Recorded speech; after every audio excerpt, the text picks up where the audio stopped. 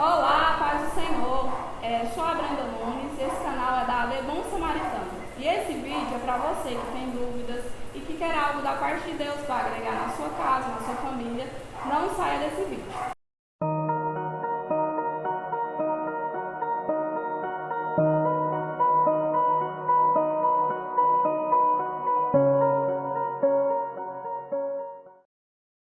Nosso convidado de hoje é o pastor Éder Júlio, 7 anos já, né, pastor Éder? 7 anos. 7 anos. Com a pastora Thaís Regina, tem 3 filhos, e ele hoje vai falar conosco um pouco sobre algumas dúvidas sobre o livro de Apocalipse. Pastor Éder Júlio. Sim. Resume para mim, o livro de Apocalipse tem uma palavra. Descortinamento. Por quê? Porque é exatamente isso que ele é. Ele tira o véu, ele descortina aquilo que há de acontecer após o arrebatamento da igreja. A palavra escatologia. A palavra escatologia, escatos, do grego, significa últimas coisas. Logia vem de logos, estudos. Então é o estudo das últimas coisas, escatologia. Muito bem. Comente um pouco sobre João e a revelação. A palavra do Senhor vai nos dizer, e é muito clara a visão de João aqui, que ele estava sendo perseguido por pregar a palavra de Deus. E diante desta perseguição, João é enviado, é mandado, exilado a uma ilha chamada Pátmos. E estando ele no exílio na ilha de Pátmos, o Senhor Jesus se apresenta a ele em uma revelação espiritual e lhe dá a conhecer aquilo que viria a acontecer após os últimos dias da igreja na face da terra. Então, em uma visão geral, acontece aí o livro de Apocalipse. Nós vemos que hoje em dia existe bastante heresias, coisas faladas sobre o Apocalipse que não tem fundamentos na Bíblia. Dentre isso, qual heresia que o senhor já ouviu que mais te chocou, que o senhor mais se indignou, digamos assim? A gente ouve muito as pessoas falarem que o inferno é na terra e que tudo que está ali escrito já está acontecendo, e algumas seitas vão dizer também que não haverá um arrebatamento, que para o céu vão um pequeno número de pessoas, 144 mil, e que a humanidade vai ficar na terra, aqui vivendo, comendo maçã, uva, e será restaurada essa terra, e haverá uma paz eterna aqui, e alguns acreditam nisso. Outras pessoas vão falar que talvez por uma certa falta de instrução, que a simbologia de Apocalipse não é simbologia. Não é simbólico. Que aquela besta, como a gente ouvia lá atrás, é um animal, uma besta que surge da terra, uma besta que surge do mar, são animais ferozes que virão sobre a terra. Então a gente ouve muita coisa. Hoje as pessoas estão buscando muito conhecimento fora da palavra. Então eles expressam esse conhecimento nas redes sociais e talvez até igrejas, mas que não estão de acordo com a palavra de Deus. Então a gente ouve muita coisa a respeito do livro de Apocalipse. Correto. Seguindo.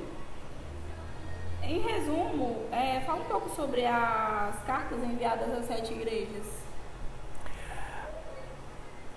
Para nós entendermos melhor a respeito da questão das cartas enviadas às 7 igrejas da Ásia Menor, precisamos voltar um pouquinho Se nós observarmos no capítulo de número 1, versículo 19 de Apocalipse, o Senhor Jesus fala com João dizendo: João, escreve as coisas que você tem visto, escreve as que são e as que hão de acontecer após estas coisas. Então, em uma divisão mais simplificada do livro do Apocalipse, nós conseguimos dividir em 3 partes. As coisas que tem visto, era aquilo que João estava contemplando naquele momento. O Senhor Jesus glorificado entre os 7 cardeais.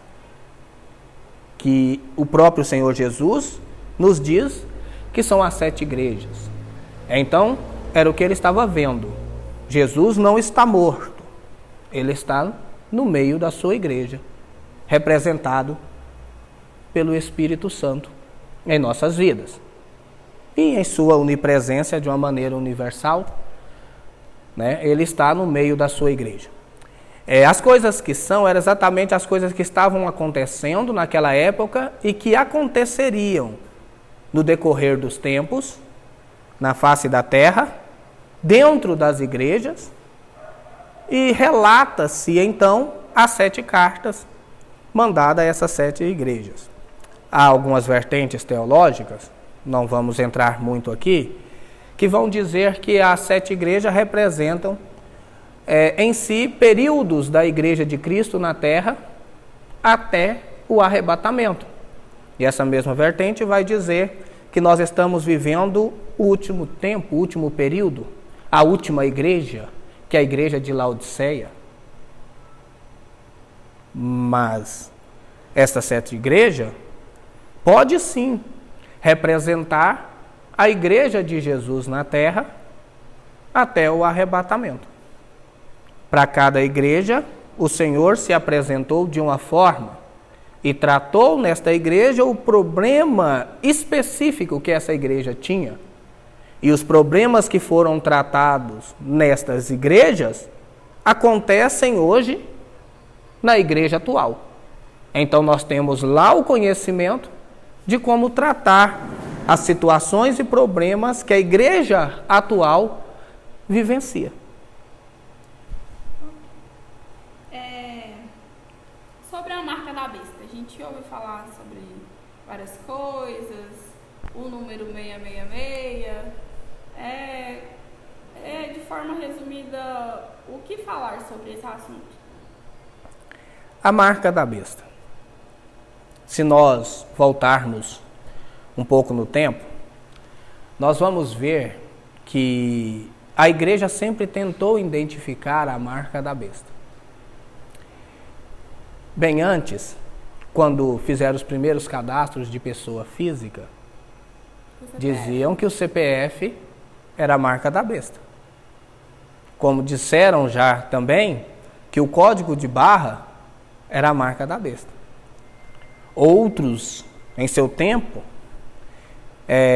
isso não é de muito longe, diziam que um chip feito por uma grande operadora de telefone, que colocada em sua mão ou na testa, seria a marca da besta, e quem aceitasse esse chip iria perder a salvação. Então, a marca da besta, segundo a palavra de Deus, em primeiro ponto, para nós entendermos melhor, ela não vai acontecer, ela não vai aparecer enquanto a igreja estiver na terra. Ora vista que a nossa vertente teológica, escatológica, é a vertente pré-tribulacionista. Nós acreditamos que Jesus vai voltar antes da grande tribulação. Entendendo isso, sabemos que a marca da besta será manifesta na grande tribulação. Então não tem como ela ter sido o CPF, não tem como ela ter sido um chip, porque a igreja ainda está na terra. A marca da besta, quando vier a aparecer, em um ponto de vista meio que particular, mas também entendendo o que a Bíblia nos diz, ela não será algo bem físico, não. Eu creio que ela será algo ideológico. Essa marca será colocada na mente das pessoas uma cauterização, uma ideologia que, se você não defende, você não participa, se você não defende, você não compra, se você não defende, você não vende. Então, é essa marca da besta, incerta naquilo que ela será. A Bíblia não nos diz especificamente se ela será um número exposto, uma ideologia implantada, uma lei que será implantada pelo anticristo. Talvez alguma forma tecnológica que virá e que nós ainda não conhecemos. Mas ela é designada pelo número 666, que biblicamente é um código. Pastor, o senhor decifra esse número? Estão tentando, desde os primórdios da igreja. E até hoje não deciframos. Mas a igreja não estará na terra.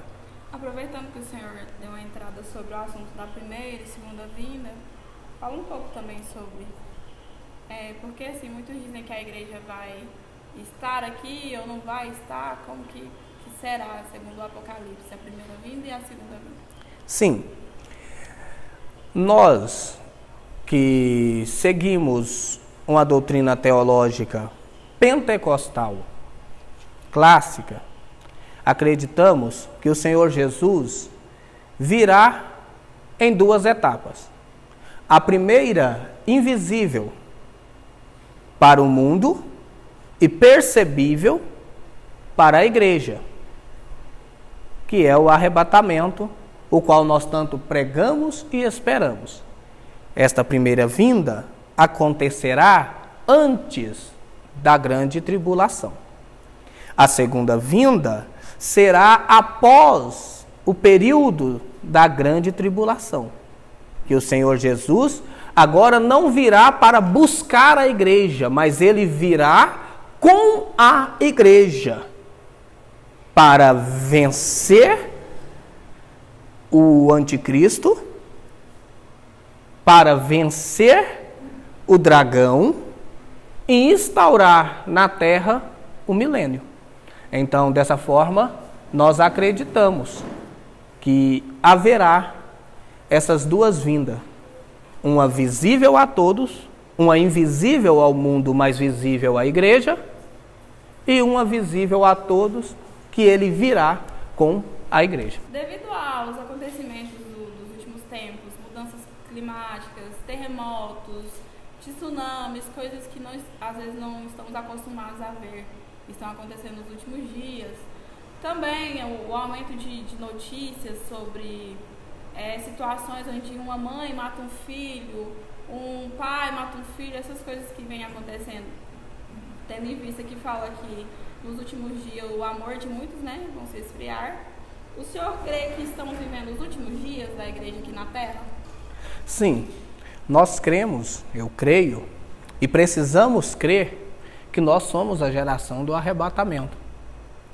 Quando eu comecei na fé, Brenda, há 20 anos atrás, eu ouvia os obreiros e pastores pregando e dizendo: nós temos que trabalhar como se Jesus nunca fosse voltar, mas temos que esperá-lo como se fosse voltar agora.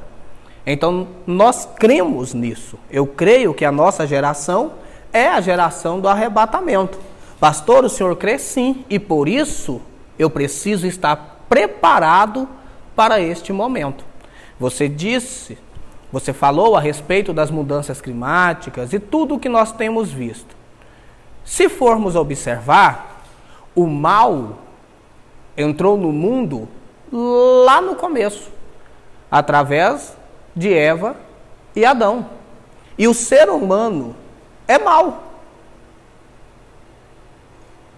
Não há bem algum em nós, por nós mesmos. Por isso, precisamos que o Senhor Jesus viesse e morresse por nós, porque a humanidade estava caminhando em passos largos para a perdição. Ele morreu, ressuscitou, e pela sua graça, aqui estamos, agora filhos de Deus e não só criaturas. Mediante a isso, é sim a última hora. E se nós formos olhar, talvez por uma visão um pouco rasa, nós vamos ver o apóstolo João escrevendo, dizendo: filhinho, já é a última hora. Ele está dizendo, já é a última hora. Só que ele disse isso há quase 2000 anos atrás. Então, uma visão bem rasa. Se lá já era a última hora, hoje estamos vivendo os últimos milésimos de segundos. Amém? Então, é sim a última hora. Dito isso, a respeito da queda da Babilônia, podemos dizer que se refere a todos os pecados que são praticados, toda essa corrupção, tudo isso que a atualidade, né, a geração atual vivencia. Se referir a isso também? Podemos dizer que a queda da Babilônia se refere a essa situação que vivemos atualmente? Veja bem, quando nós citamos o nome Babilônia, onde esse nome nos leva? Nós voltamos lá atrás, no Império Babilônico, o qual vivia em um sistema religioso idólatra, o qual influenciou todo mundo de sua época à idolatria, ao afastamento de Deus, a guerras, a destruição. Então, quando nós vemos a palavra de Deus falar sobre a grande Babilônia, nós fazemos uma ligação. Qual foi o maior pecado da Babilônia lá atrás, debaixo do reinado de Nabucodonosor, dos outros reis que sucederam? Idolatria. Um sistema corrupto que afastavam as pessoas de Deus e aproximava as pessoas das coisas, dos prazeres da terra e das trevas. Então a grande Babilônia, aqui citada, é exatamente esse sistema mundano. Um sistema idólatra, um sistema que tenta prender as pessoas no mal moral, um sistema que tenta prender as pessoas em uma falsa realidade, em uma falsa religiosidade, que consome a alma das pessoas, pedindo para que eles comprem terrenos no céu, que consome a alma das pessoas, dizendo a uma pessoa de uma vertente religiosa que se ele morrer e na morte dele ele levar mais pessoas com ele, ele salvará toda a sua família. Um falso cristianismo que adora um Cristo morto, simbolizado por imagens, e que tira as pessoas da direção verdadeira do Evangelho, que fazem as pessoas pecar pensando que estão certas, que não obriga, mas induz as pessoas a errar o alvo, a errar Cristo, adorando falsos deuses ou imagens feitas por mãos de homens. Então esse sistema religioso corrupto, a cegueira espiritual, trazida exatamente por esse sistema, porque a gente fala muito, Brenda, de sistema. Mas o que é o sistema? O que é esse mundo sistema que as pessoas vivem dizendo? É um sistema que está tragando a humanidade. O sistema é Eu gosto de usar o exemplo do telefone, do smartphone, do celular. Quando nós acessamos o nosso aparelho telefônico e clicamos em um aplicativo, quando nós clicamos, a tela vai nos dar o que nós buscamos. Se eu agora acessar aqui o meu telefone e clicar no WhatsApp, vai aparecer aqui a configuração do meu WhatsApp. O sistema do WhatsApp. E para mim que estou clicando, é somente isso. Eu apertei e o telefone me deu o que eu queria. Só que a realidade não é essa. Não foi só apertar e aparecer. Quando eu apertei, aqui dentro se moveu um sistema para fazer com que o resultado fosse satisfatório para mim. Este é o sistema mundano. O adversário coloca a tecla e te dá um falso resultado que satisfaz a sua vista. Mas quando você clica, lá dentro move-se todo um sistema para aprisionar a sua alma e te afastar do amor de Deus.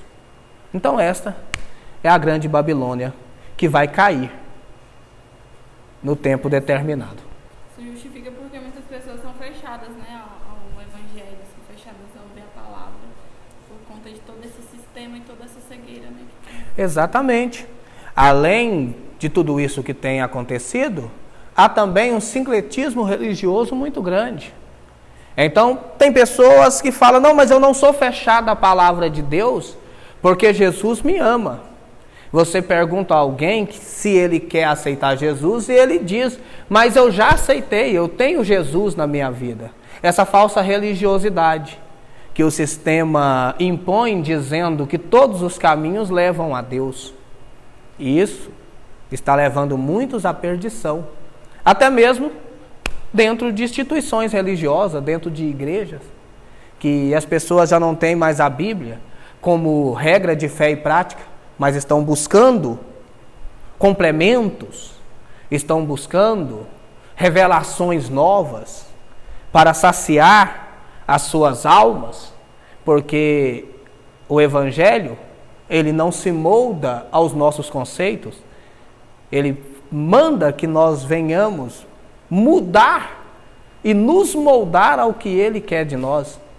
Se queres vir após mim, negue-se a si mesmo. O verdadeiro Evangelho é arrependimento e renúncia. Exatamente, renúncia. Um conselho para quem, porque muitas vezes as pessoas acham assim que Deus é amor. O Evangelho que é pregado hoje em dia é que Deus é amor. Porém, às vezes chegam a pensar que após o arrebatamento, se eles se arrependerem e clamarem ao Senhor, o Senhor vai ter compaixão, misericórdia. Um conselho para quem tem esse tipo de pensamento. É um pensamento muito perigoso. A pessoa pensar assim, eu vou viver uma vida desvairada, de qualquer maneira, não vou buscar a Deus. Se acontecer, porque essas pessoas que pensam dessa forma, eles não creem no arrebatamento. Eles não acreditam que Jesus vai voltar. Para eles é uma dúvida. Então eles pensam, se por acaso acontecer de Jesus realmente vir e arrebatar a igreja e entrar a grande tribulação, eu sabendo que se eu me arrepender durante a grande tribulação vai haver salvação para mim, então eu me arrependo lá e vai dar tudo certo. Mas o erro está exatamente em pensarmos que o período da grande tribulação será um período comum, como esse que nós estamos vivendo. Se a pessoa hoje, com as portas da igreja abertas,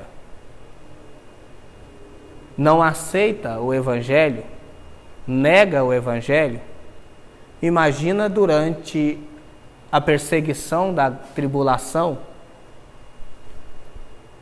imagina durante um mundo perseguindo a igreja, perseguindo as pessoas que aqui ficaram? É uma ideia muito perigosa, muito arriscada. Porque com Deus não se brinca. Uma pergunta que foi enviada de alguém que tem uma dúvida. Na verdade, ela quer saber mais sobre esse assunto. A chave de Davi. A chave de Davi. Vamos lá, Apocalipse, capítulo de número 3, versículo 7. A chave de Davi. Olha só. Vamos para a Bíblia. Apocalipse 3, 7. A carta à igreja de Filadélfia. Diz assim: ao anjo da igreja em Filadélfia escreve: estas são as palavras daquele que é santo e verdadeiro, que tem a chave de Davi. O que ele abre, ninguém pode fechar. E o que ele fecha, ninguém pode abrir. A primeira coisa que nós observamos aqui é a função de uma chave. Essa chave aqui é a chave de uma fechadura, porque o próprio Senhor Jesus está dizendo, ele abre e fecha. Então a função de uma chave é abrir e fechar.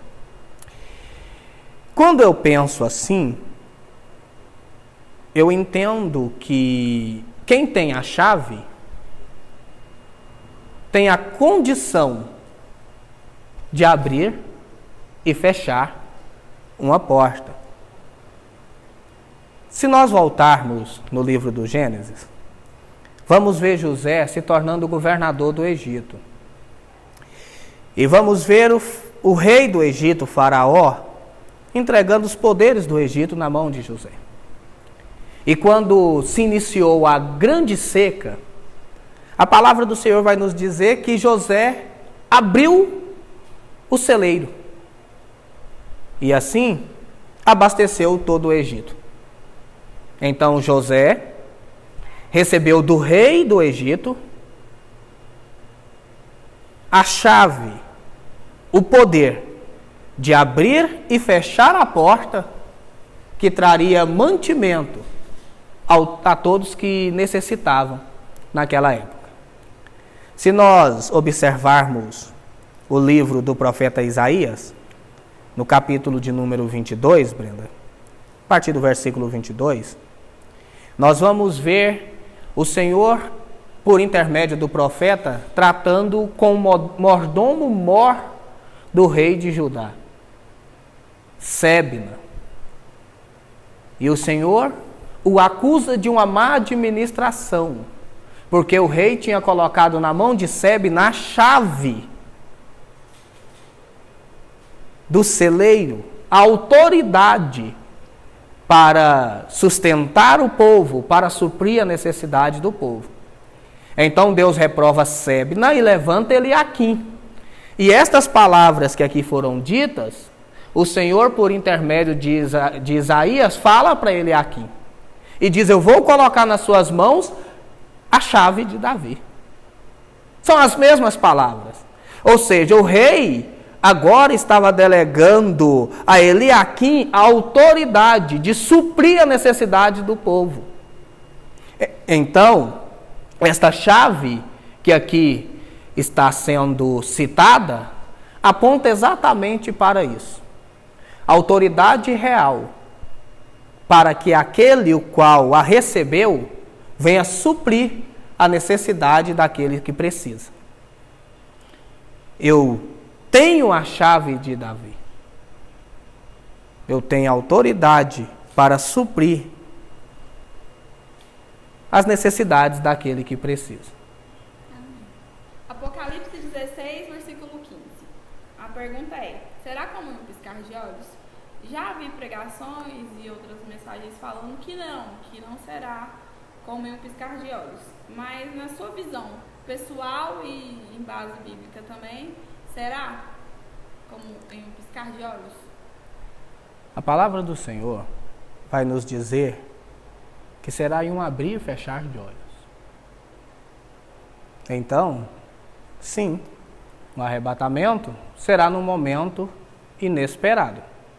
Inclusive, a citação que você fez de Apocalipse 16:15, o Senhor Jesus nos desperta dizendo que virá como um ladrão. Ora, é só observarmos quais são as características principais de um ladrão. O ladrão chega na hora que ninguém espera, porque o próprio Senhor Jesus falou que se soubéssemos a hora que o ladrão vem, nós não sairíamos da casa, guardaríamos a nossa casa para que ele não invadisse. Segunda característica de um ladrão: o ladrão, quando vem, ele leva aquilo que é precioso. O Senhor Jesus vai vir buscar aquilo que é precioso para ele. E o que é precioso para o Senhor, Brenda, não é a nossa conta bancária. Não é o carro que andamos e nem a casa que moramos. Você é o que há de mais precioso para o Senhor. Então ele virá buscar aqueles que são dele. E a terceira característica de um ladrão. Então a primeira, ele chega no momento inesperado. A segunda, ele vem buscar o que há de precioso, o que há de valoroso. Terceira característica de um ladrão: depois que ele vai, fica tristeza e insegurança na casa que ele passou. Então será em um abrir e fechar de olhos. E ele virá como ladrão, na hora que ninguém espera, para buscar o que é precioso. E ai daquele que ficar aqui após ele passar, vai ficar tristeza na casa. Uma pergunta de seguidor também, digamos assim. Vamos nos lembrar do que vivemos aqui? Dos parentes, marido, filhos? Vamos nos lembrar do que vivemos aqui? Vamos observar. Quando nós estivermos no paraíso, digamos, nesse primeiro estágio, após o arrebatamento no paraíso, como nós cremos, a nossa memória não será apagada. Mas o amor lá é completo. Então os sentimentos da terra não estarão lá. O amor lá será o amor fraternal. Nós não teremos a nossa mente apagada. Nós nos lembraremos. Mas não teremos esse sentimento de amor conjugal, de dó, de medo. Mas a nossa mente não será apagada. Pelo contrário, a revelação do céu é completa. Paulo diz que por enquanto nós vemos como em um espelho. Mas quando vier o que é perfeito, nós vamos ver como ele é. Para terminarmos, só uma citação.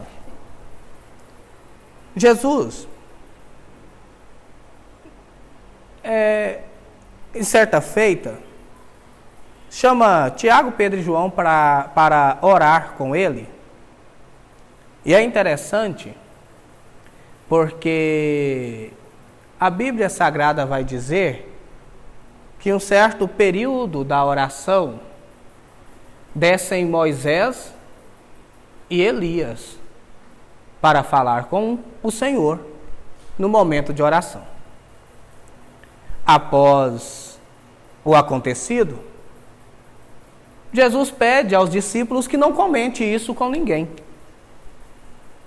E então, a Bíblia Sagrada vai dizer que ele ouve da parte dos seus discípulos.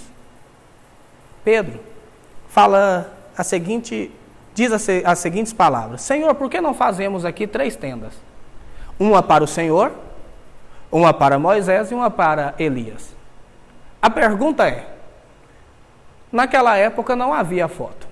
E se houvesse, já teriam sido apagadas pelo tempo entre Moisés, Elias e Pedro e os discípulos. Como Pedro sabia que aqueles 12 que haviam descido ali eram Moisés e Elias. Porque por um minuto a revelação foi completa. Então ele olhou, não precisou ninguém falar. Ele reconheceu. Assim será no céu. Ninguém te conta lá no céu quem é Davi. Você vai saber quem é Davi. Ninguém te conta lá no céu quem é Abraão. Ninguém vai precisar apontar e dizer aquele é Abraão. Você vai saber quem é Abraão. Então, o céu não vai apagar a nossa mente. O céu vai nos levar à estatura de varão perfeito.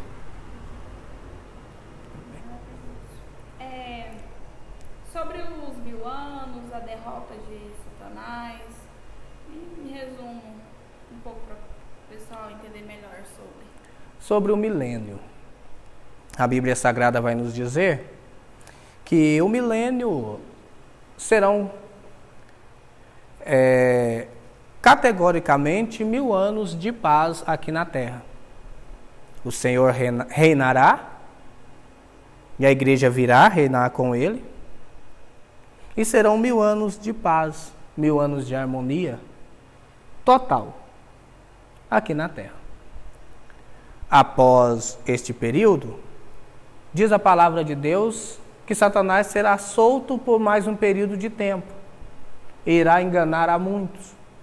E então virá o fim e a destruição final. Ele será lançado no lago de fogo. E o próprio inferno será lançado no lago de fogo, que é a segunda morte. No caso, é a derrota de Satanás. A derrota de Satanás, né? E de todos aqueles que o seguirem. Pergunta enviada. A besta que sobe do mar reinará por quantos meses? A besta que sobe do mar. O anticristo, na verdade o governo do anticristo já está sendo preparado, né? Com muitas coisas que vêm acontecendo, já está sendo preparado. E segundo a palavra de Deus, o anticristo reinará exatamente por 7 anos. 3 anos e meio, o reinado dele será um reinado meio que camuflado. Um reinado meio que camuflado porque ele precisa convencer as pessoas que aqui ficaram que não houve um arrebatamento, que foi uma catástrofe, que o sumiço de um número de pessoas foi uma eventualidade, talvez uma abdução alienígena, né? Está sendo tudo preparado.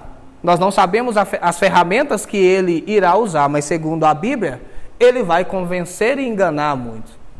Então, 3 anos e meio será essa preparação para que após esses primeiros 3 anos e meio ele venha exigir adoração. Ele venha exigir culto. E assim entra o último período, que é a grande tribulação, o momento de grande perseguição. Quando a pessoa não aceitar o que ele prega, né? Serão aprisionados, mortos. Mas há ainda uma esperança nisso. Porque aqueles que não aceitarem a marca da besta e nem seguirem ao anticristo, ainda terão uma chance de salvação, né, para as suas almas. Uma dúvida sobre os mortos que serão julgados. Quando e como o Apocalipse descreve esse julgamento? O julgamento dos mortos. Aqueles que morreram em Cristo, eles não serão julgados. A Bíblia diz que eles ressuscitarão primeiro. E logo após nós subiremos ao encontro do Senhor Jesus nas nuvens. Então os mortos em Cristo, no arrebatamento, terão seus corpos transformados e subirão ao encontro de Cristo nas nuvens. Aqueles que hoje morreram sem Cristo, também há um lugar de destino, que é o inferno. O julgamento destes mortos que morreram sem Cristo acontecerá no juízo do grande trono branco.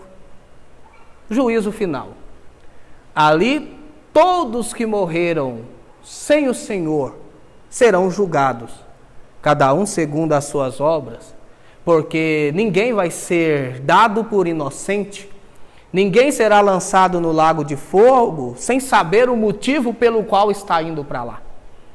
Então, esse julgamento acontecerá como o último ato do Senhor para com a humanidade corrompida, que preferiu amar mais o mundo do que a Cristo.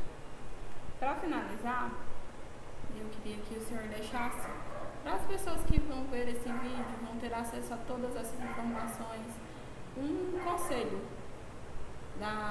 sobre o momento que vivemos agora, sobre um despertamento de mudança, do que ainda pode ser feito por essas pessoas.